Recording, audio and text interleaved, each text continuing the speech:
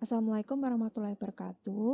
Halo adik-adik, hari ini kita akan belajar materi barisan dan deret.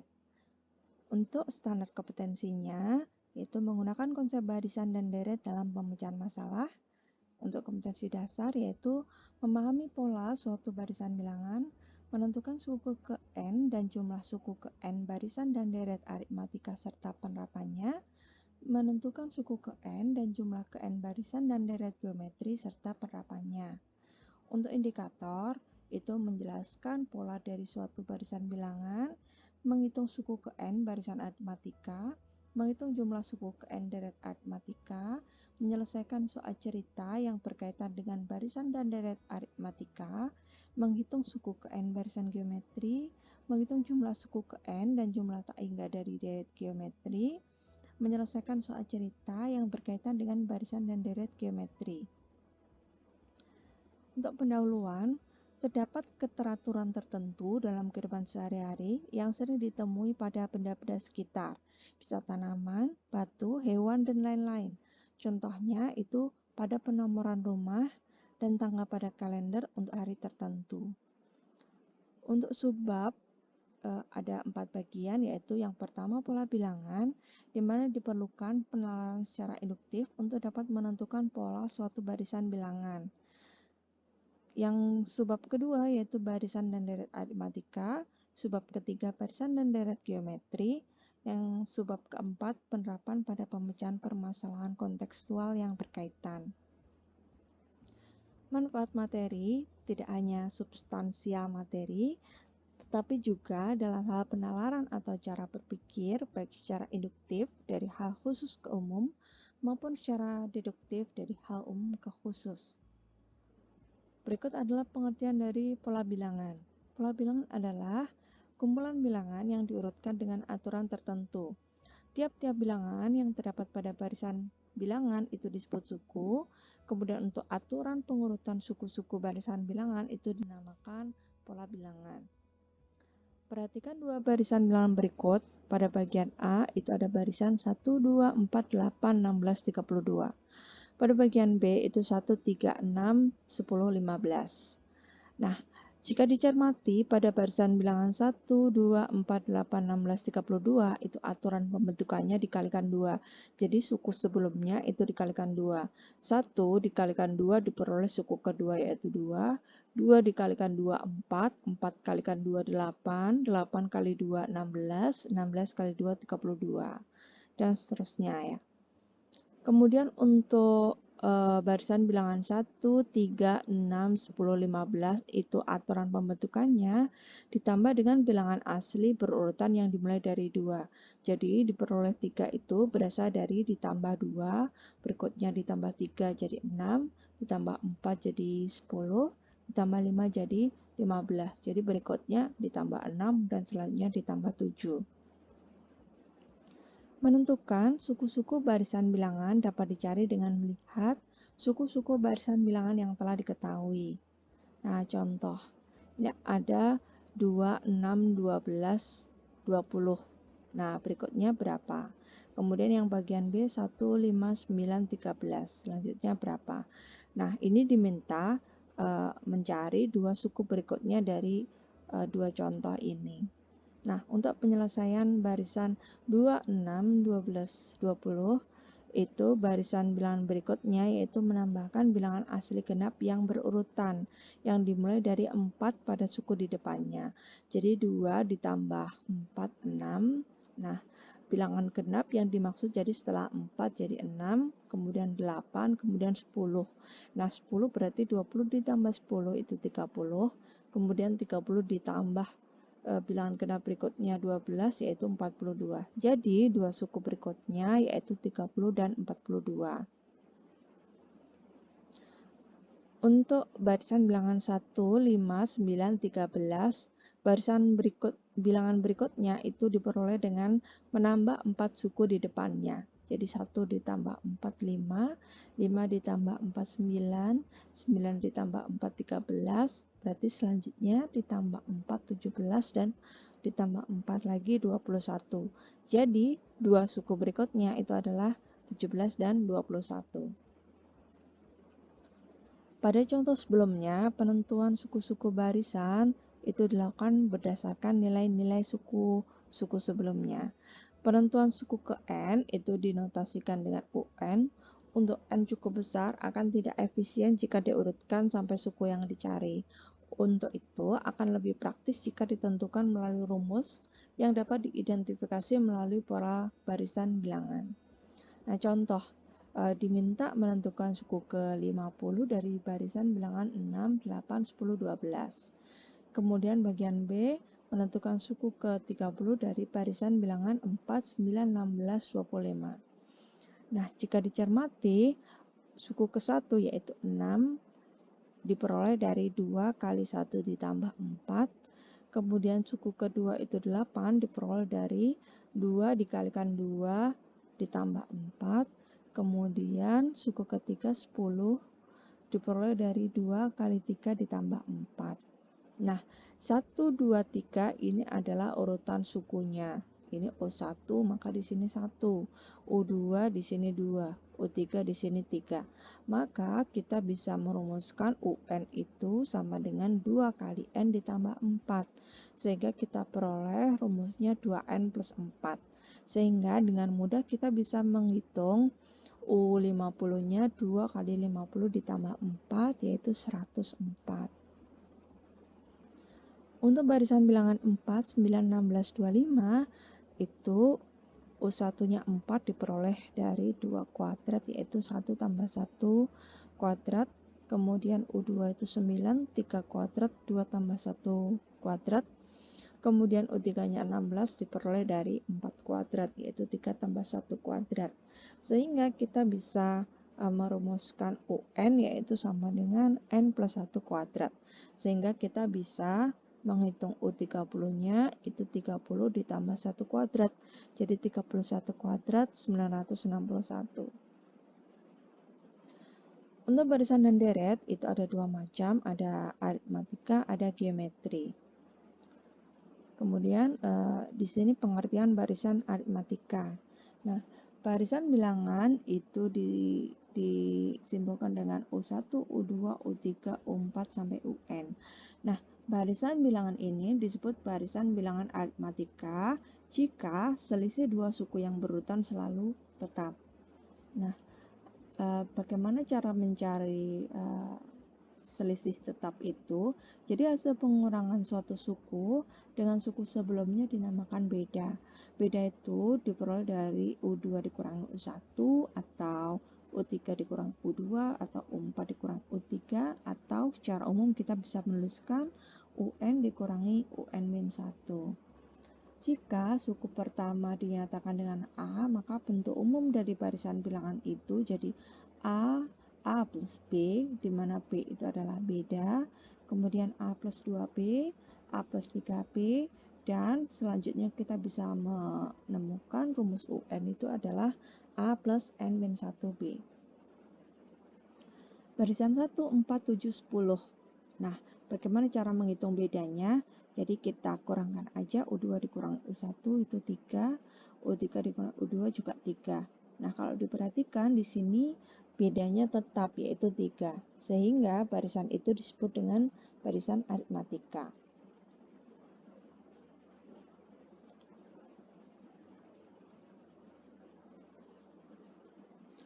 Kemudian menentukan suku ke N barisan aritmatika. Jika A menyatakan suku pertama, N itu menyatakan banyak suku dan B itu menyatakan beda. Jadi U1 itu disimbolkan dengan A, kemudian U2 itu A ditambah bedanya, kemudian N itu banyaknya suku, sehingga kita dapatkan suku ke N itu rumusnya A plus N-1B. Nah, misalkan ini terdapat barisan aritmatika 1, 4, 7, 10. Kemudian diminta menentukan suku ke-50, maka kita bisa cari, jadi suku pertamanya tadi 1, kemudian bedanya 3, sehingga U50 itu adalah A plus N-1. Jadi 50 dikurangi 1, 49B, sehingga didapatkan suku ke-50-nya 148. Kemudian untuk pengertian deret aritmatika, jika semua suku-suku pada barisan aritmatika itu dijumlahkan, maka akan terbentuk deret aritmatika. Kadang disebut dengan deret hitung. Nah, bisa dituliskan seperti ini bentuk umumnya. Jadi A ditambah A plus B ditambah A plus 2B sampai A plus N-1B. Nah, deret aritmatika dengan beda lebih dari 0 atau positif itu disebut deret aritmatika naik. Kemudian kalau kurang dari 0 atau negatif itu disebut deret aritmatika turun. Nah, di sini ada pertanyaan, apakah 2 ditambah 5 ditambah 8 tambah 11 tambah 14 tambah 17 itu merupakan deret aritmatika? Maka kita perlu cek dulu bedanya. Jadi kalau diperhatikan bedanya itu sama-sama 3, jadi selalu tetap, sehingga penjumlahan dari barisan itu adalah benar, deret aritmatika atau deret hitung. Nah, untuk mengetahui rumus dari deret aritmatika itu bisa dengan cara jadi Sn itu tadi kan Sn itu adalah jumlah suku, jumlah n suku pertama ya. Nah, jumlah n suku pertama itu dinotasikan dengan Sn. S itu berasal dari sum ya, sum itu artinya penjumlahan. Nah, kemudian Sn di sini kita jumlahkan mulai dari suku pertama sampai suku ke n, jadi A plus B, kemudian A plus 2B sampai A plus N-1B. Nah, kemudian Sn berikutnya ini sama-sama penjumlahan juga, penjumlahan suku-suku, tapi kita mulai dari yang belakang. Jadi A plus N-1B, A plus N-2B sampai A. Nah, kalau dua baris ini dijumlahkan, maka kita peroleh bentuk yang ini. Jadi 2Sn itu sama dengan 2A plus N-1B. Nah, ternyata di sini diperoleh bentuk yang sama. Nah, bentuk yang sama ini sebanyak apa? Sebanyak N suku. Sehingga kita bisa menuliskan seperti ini. Jadi, Sn itu adalah setengah N dikalikan 2A plus N-1B. Jadi setengahnya dari mana?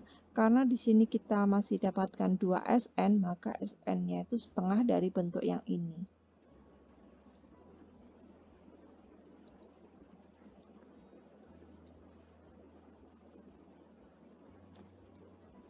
Kemudian untuk contoh, tentukan jumlah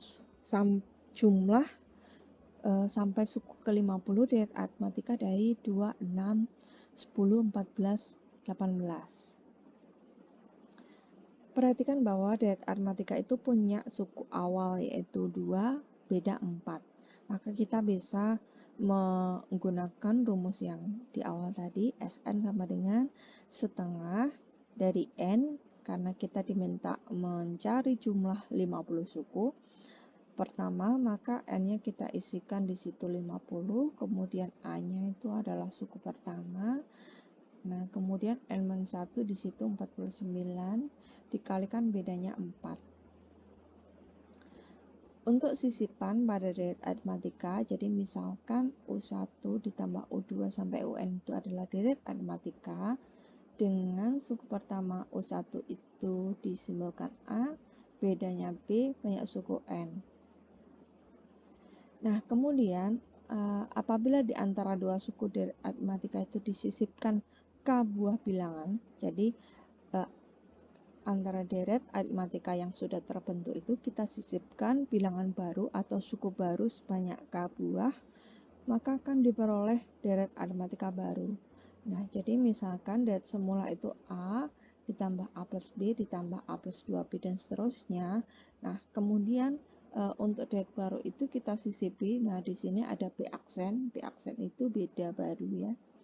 Kemudian A plus 2B aksen ditambah A plus K B aksen ditambah A plus K plus 1 B aksen. Jadi A ditambah K plus 1 B aksen itu sama dengan A plus B.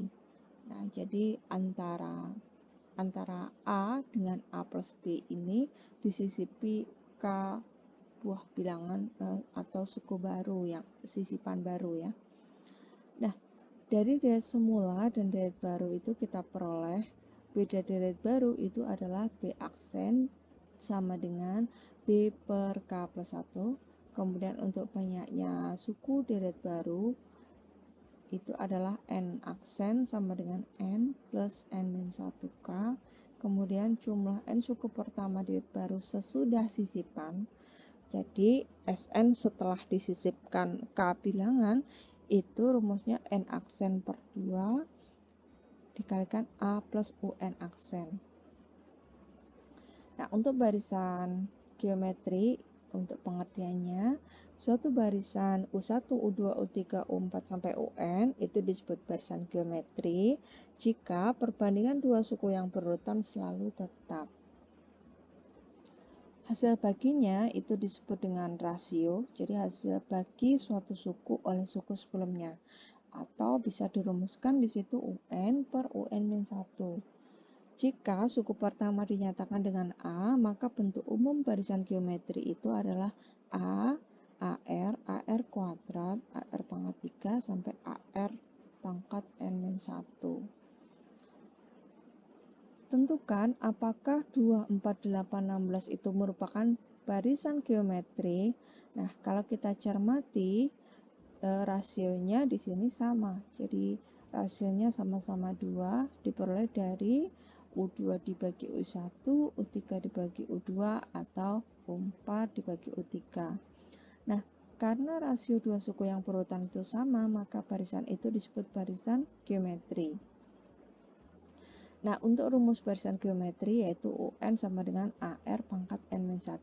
Jadi kalau dicermati, nah di sini ketika U1 ini belum ada R atau R pangkat 0, kemudian U2 itu AR pangkatnya 1. Nah, ketika suku ketiga di sini pangkatnya 2, maka suku ke N pangkatnya jadi N-1.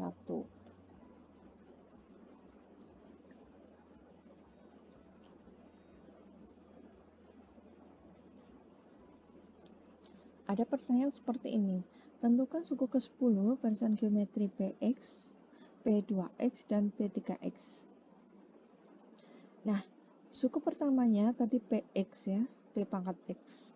Sehingga rasionya P pangkat 2x dibagi P pangkat x. Nah, kita ingat lagi sifat-sifat eksponen. Jadi ketika bilangan pokoknya sama, pada pembagian maka pangkatnya dikurangi jadi 2x min x, sehingga kita dapatkan rasio P pangkat x. Sehingga rumus suku ke N-nya UN sama dengan A dikalikan R pangkat N-1. Nah, sehingga kita dapatkan UN-nya di situ P pangkat NX. Sehingga suku ke-10-nya U10 sama dengan P pangkat 10X. Nah, pengertian deret geometri itu apabila suku-suku pada barisan geometri dijumlahkan, maka akan terbentuk deret geometri atau deret ukur. Nah, untuk bentuk umumnya, jadi tinggal menjumlahkan aja suku-suku pada barisan geometri, jadi A plus AR kuadrat plus AR pangkat 3 sampai AR pangkat N-1A.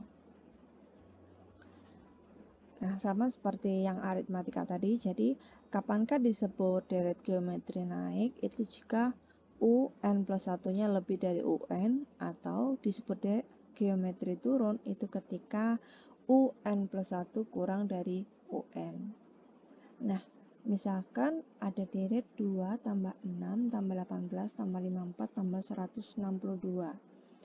Nah, maka di sini rasionya sama-sama 3 sehingga disebut deret geometri. Kemudian kita cek lagi U2 dengan U1 itu lebih besar U2. Kemudian U3 dengan U2 lebih besar U3. Kemudian U4 dan U3-nya lebih besar U4. Sehingga kita bisa katakan UN plus 1-nya lebih dari UN. Maka itu disebut deret geometri naik. Kemudian untuk jumlah deret geometri akan ditentukan jumlah n suku pertama sama di situ notasinya Sn dari deret geometri dengan suku pertamanya A dan rasionya R. Nah, kita dapatkan U1-nya A, U2 AR, U3 AR kuadrat, dan UN-nya AR pangkat N-1. Kemudian kita cari deret geometrinya itu dengan cara, nah, di situ kita jumlahkan suku-suku geometri tadi, Kemudian pada baris kedua itu kita kalikan R. Nah, sehingga kita dapatkan bentuk yang seperti ini. Nah, kemudian kita kurangi baris pertama dan kedua, jadi kita dapatkan 1 min R dikalikan Sn itu sama dengan A min AR pangkat N. Kenapa? Karena di sini AR dikurangi AR, jadi habis ya, jadi 0, jadi AR kuadrat dikurangi AR kuadrat juga 0. Nah, jadi tersisa hanya A dengan AR pangkat N. Nah, sehingga kita dapatkan, nah, di sini Sn berarti kita bagi dengan 1 min R nanti. Jadi, rumus suku ke N untuk deret geometri itu Sn sama dengan A dikalikan 1 min R pangkat N per 1 min R, atau bisa juga menggunakan Sn sama dengan A dikalikan R pangkat N min 1 per R min 1. Jadi silakan bisa gunakan rumus yang ini atau yang ini, jadi sama aja hasilnya. Untuk rasio R dengan mutlak R itu kurang dari 1, atau bisa kita jabarkan R itu antara min 1 sampai 1 ya. Jadi R lebih besar min 1 kurang dari 1, maka deret tak hingganya konvergen. Dengan jumlah deret tak hingganya itu bisa dicari menggunakan rumus S tak hingga sama dengan A per 1 min R, di mana mutlak R-nya kurang dari 1. Jadi diingat lagi sifat-sifat tanda mutlak. Jadi ketika kita punya mutlak R ini kurang dari 1, maka bisa kita jabarkan R itu lebih dari min 1 kurang dari 1.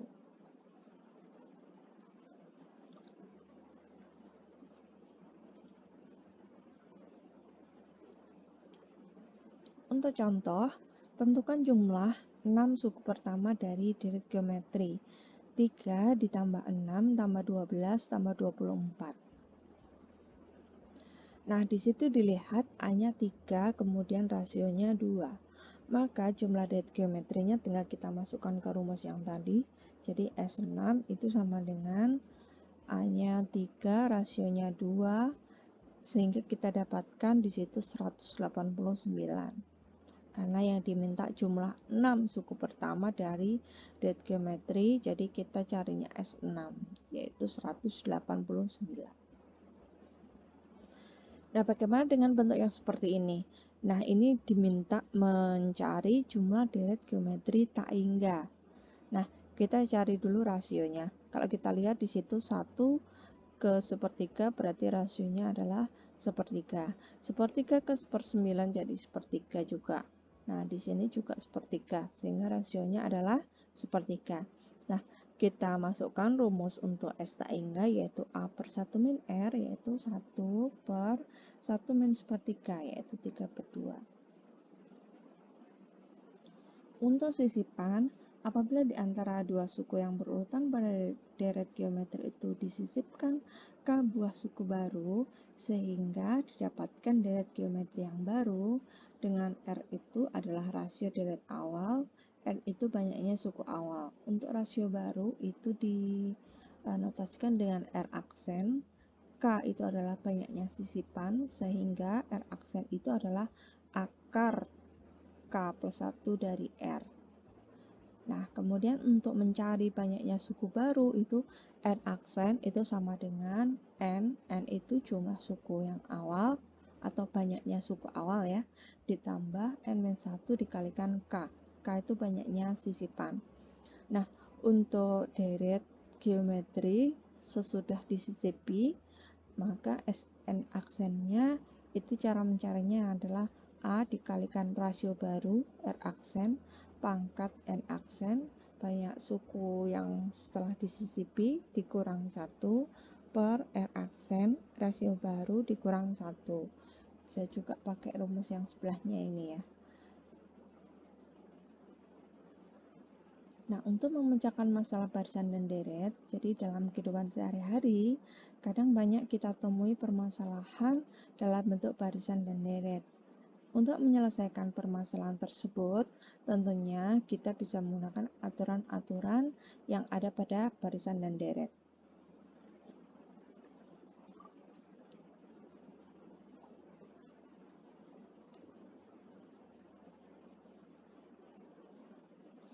Contoh di situ, 3 buah bilangan membentuk deret aritmatika. Jumlah ketiga bilangan itu 36 dan hasil kalinya 1536. Tentukan bilangan-bilangan tersebut.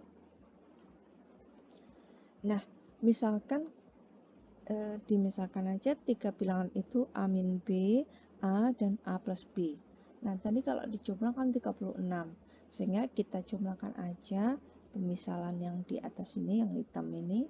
Nah, kita peroleh A-nya 12. Nah, kemudian perkalian dari 3 bilangan tadi di soal diketahui 1536. Sehingga kita dapatkan A kuadrat min B kuadrat itu berasal dari A min B dikalikan A plus B. Kemudian dikali, nah di sini kan tersa A ya. Nah, kemudian dimasukkan A-nya tadi 12, sehingga kita peroleh B kuadratnya di situ 16. Nah, kalau B kuadrat 16, jadi B-nya di situ bisa plus minus 4 ya. Bedanya bisa plus minus 4. Nah, kemudian A min B-nya bisa dicari, jadi kalau A-nya 12, maka bedanya 4, jadi 12 ditambah 4, 16, dan A min B-nya jadi 12 dikurangi 4, 8. Itu kalau bedanya menggunakan 4. Tapi kalau bedanya menggunakan min 4, sebenarnya diperoleh jawaban yang sama juga. Kalau min 4 berarti A min B-nya jadi 12 min 4, jadi 12 plus 4 jadinya 16. Kemudian A plus B-nya 12 ditambah 4, 12 min 4 yaitu 8. Jadi kebalik aja, jadi yang awalnya 8, 12, kemudian 16, bisa dibalik juga jadi 16, 12, 8.